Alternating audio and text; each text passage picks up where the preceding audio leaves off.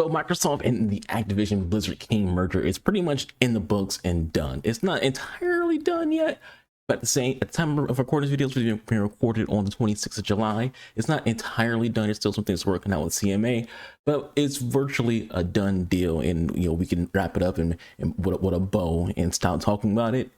What's going on, everybody? It's your boy Anubis here, the Gamer Archer. Hope you all having a good day, smelling good, and welcome to my channel. Hope you all have been enjoying the last few videos. We're taking a break from our usual game uploads to talk about a little bit more of a, I don't want to say gaming news, but potential gaming news. But do all these algorithm likes, like, video, comment, subscribe, and let's get into today's video. Today we aren't going to talk about the FTC or the CMA entirely, nor the ABK deal, but talk about not just what's next, but what could look forward to IP wise with the potential next purchase for Microsoft, because let's believe Microsoft isn't even done. The whole entire reason why Microsoft is like being nice to CMA is because Microsoft needs CMA to, be able to pass future purchases. If they go over to CMA, if they make the CMA look bad, then the next time they buy a company, the CMA is going to be once again like, no, we're not letting it go through. Screw Microsoft. They're all these bad things. But by playing nice CMA, allowing them to look strong in their back and forth situation, this allows Microsoft to in the future make a purchase, and the CMA will be like, all right, well, you showed us that we look good. You cooperated with us and all these good things. No burn bridges. We'll pass your deal with them. When it comes to Microsoft buying another company, best believe they aren't done, and there's already rumor, speculation, and belief on who is the next company Microsoft has on their radar. There are two in particular people believe in the most: Atlas, who developed the Persona games, and the legendary Sega. I think most likely the next purchase is Sega. A lot of people are like, yeah, this is definitely going to be a Sega thing. Just yesterday, on the 25th of July, Microsoft posted a video of a hedgehog at the Microsoft Studios, at the Microsoft headquarters. So it's like, okay, they're definitely hinting at it. Now,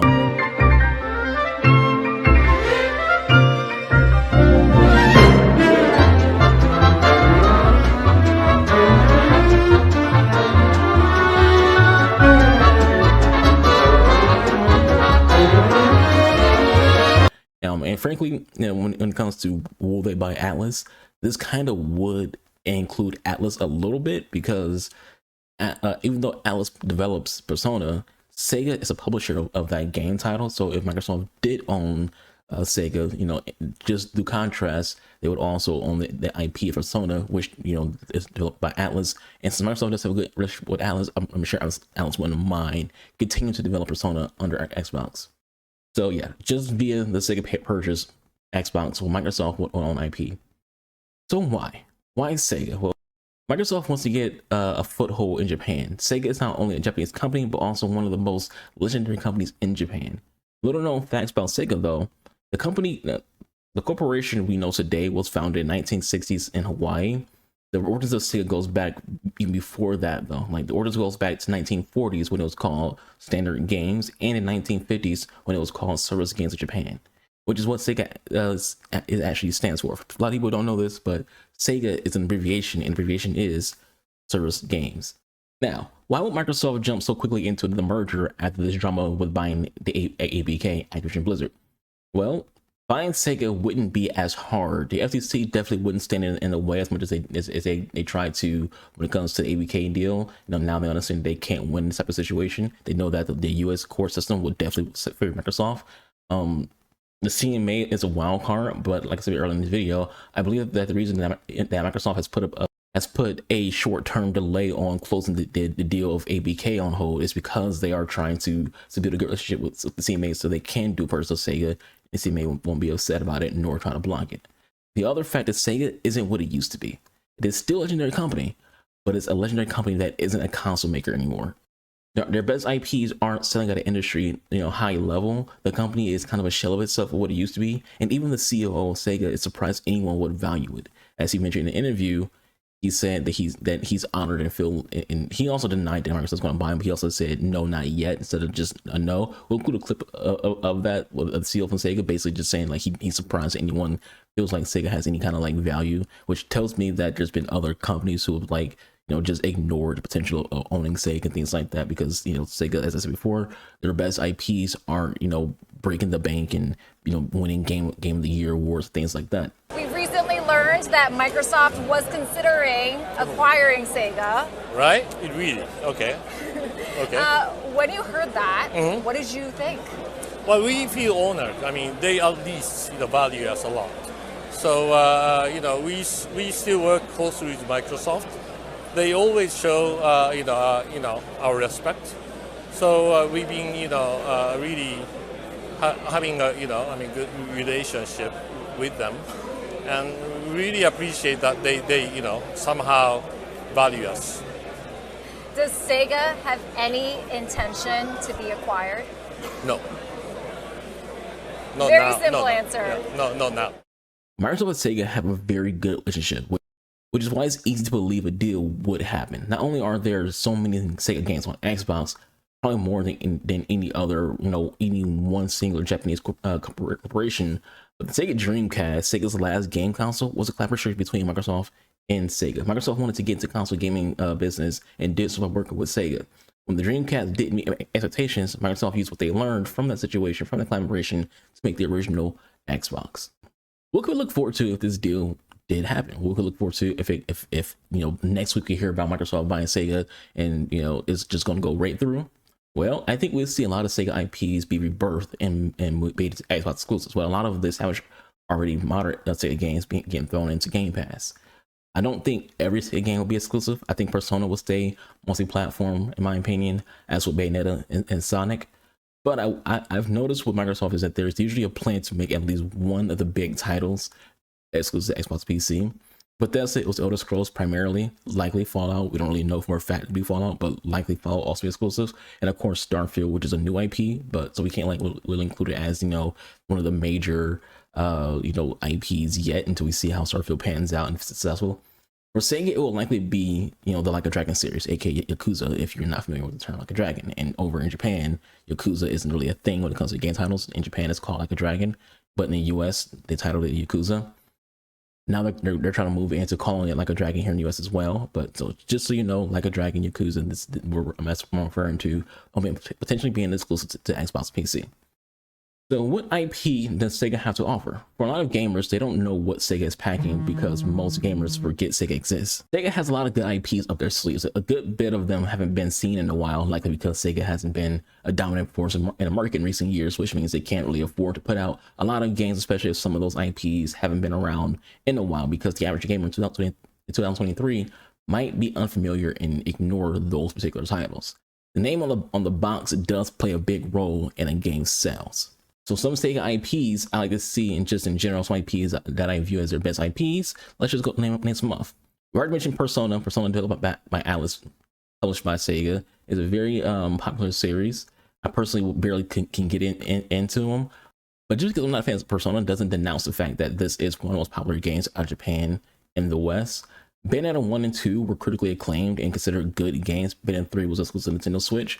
Bayonetta 4 with Microsoft money will be a huge step for the franchise. And yes, I do think they keep Bayonetta multi-platform, especially on Nintendo, because Microsoft will want to keep a working relationship with Nintendo, who they do have a good relationship with.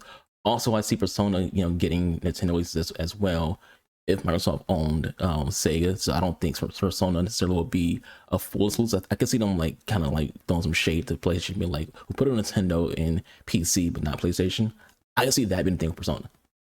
Sonic is a big name, but hasn't really had a well-received game, maybe since the Sonic game of Dreamcast. The last Sonic game, Frontiers, had some good things said about it, but also had a rough launch plagued with bugs and polish issues. Frontiers would easily be one of those newer games to get a Game Pass drop right when the deal between Microsoft and Sega closes. But with Sonic being an iconic character he is, I see Sonic in any Sonic game be multi-platform. Then there's the Yakuza series, which I said before, it's like a dragon if you're mind the new games or you're Japanese.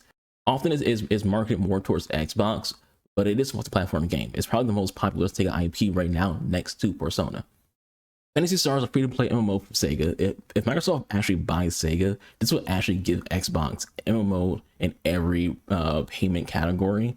With the ABK deal, Xbox will have World of Warcraft, which is a subscription-based MMO. They'd also have, via Bethesda's deal, have ESO, which is a buy-to-play MMO. And then if they get the Sega deal done, Phantasy Star will be a free-to-play MMO for Xbox. So that's three MMOs in three separate categories of pay modeling, and that kind of just turns Xbox into like an out of nowhere semi-juggernaut in the MMO market. This will be a big change because not that long ago, MMOs weren't really a big deal on Xbox. Xbox gamers didn't really care for MMOs. The ones that did release on Xbox, like Bless Unleashed, DC Universe, Neverwinter, all kind of failed or wasn't really getting high numbers. BDO has sort of done well, but BDO happened after ESO happened. So MMOs are starting to get a foothold at that point. We're starting to get a foothold at that point when ESO came out. But this deal will make it to where three fairly popular MMOs would be Xbox IPs. Then there's Virtua Fighter, which could thrive on Xbox. Virtua Fighter isn't a fighting game you hear about like Injustice, Mortal Kombat, Tekken, and Street Fighter, and a slew of anime fighting games, but it's considered to be the true fighting game experience, as in, the best fighting game players play Virtua Fighter. It has a huge cult following and has been around since 1993. Under Microsoft, this game might start getting the marketing it needs to actually be as popular in mainstream media as those pre-submission fighting games. Now, the last game I do want to mention, because this video is getting, a little longer than I wanted to be able to be a quick video. There are plenty of other IPs Sega has that are good in or legendary classes, but these games I've been naming are the ones I consider to be the biggest games. The last game to mention is the game I've done a video on in my Where Is series, a series where I talk about, games that is a prequel, sequel, remake, whatever. I'll attach, that video at the end of this video. That game is Jet Set Radio, a game I personally been waiting for to have a new game or remaster since the Xbox 360 port from the original Xbox. When I got the original Xbox in January, after the release, it came with a few games. It came with Blinks of Time Cat, Sega GT 2002, a Sega racing game that, if Xbox, gets a deal done, would own that license to that game now, which I don't think that we see revival of that, because Forza is Xbox top racing game, so I don't think they want to have like a third game, because you have Motorsports and you have Horizon. I don't think they want a third racing IP to compete with those two. But anyways, it also came with, I also had Halo and Just for the Future. Just for Radio Future is an amazing game, unique and special. I think it thrives as a new exclusive in modern gaming, especially now with that the anarchist street vibe that it has, with how things are going nowadays in today's politics. I think Jet Set Radio Future would excel. And if Microsoft, if you ever see this video, if you get that deal done, please bring back Jet Set Radio Future, because it's such a great game, and I do think it would be a very successful game with your marketing team. So that's pretty much all I have for today's video. Just basically just what we can look forward to if Microsoft had a deal with Sega. If it seems like what we're seeing on social media is a true thing, if it seems like all the speculation rumors is definitely a factual thing, I think it'd be cool. I think they have a good relationship. It does help Microsoft get that foothold in Japan that they want. Would it be as much of a pain in the ass for Microsoft as the ABK deal has been? I don't think so. Like I said, I think the FTC will pretty much fuck off for the most part, because of how many L's they took trying to compete with tech-based businesses, as well as just trying to compete Microsoft themselves. I think via that vesture that CMA and Xbox are working on with each other and trying to build a better relationship, I think CMA will definitely allow it. Maybe we'll see Japan freaking be against it because it is a Japanese company. Maybe not. Maybe they'll be like, all right, whatever. They want to say once we bought, going to be bought. But as other countries, they'll definitely just be like, whatever. Go ahead and do what you want to do. So it would still be a CMA and FTC situation to deal with. But like I said, I don't feel like the FTC would even bother. And the CMA, again, that's just based on how going forward the relationship is between Microsoft and the CMA. But anyways, with all that said, that's it for this video. Thank you for watching. Hope you enjoyed. Do all things algorithm likes. Like the video, comment, and subscribe. I've been Boy Newbus. I'll catch you on my live stream, March Monday, Thursday, 3 p.m. Eastern to 7. I'll catch you. Links in the description box below. I'm out. Deuces.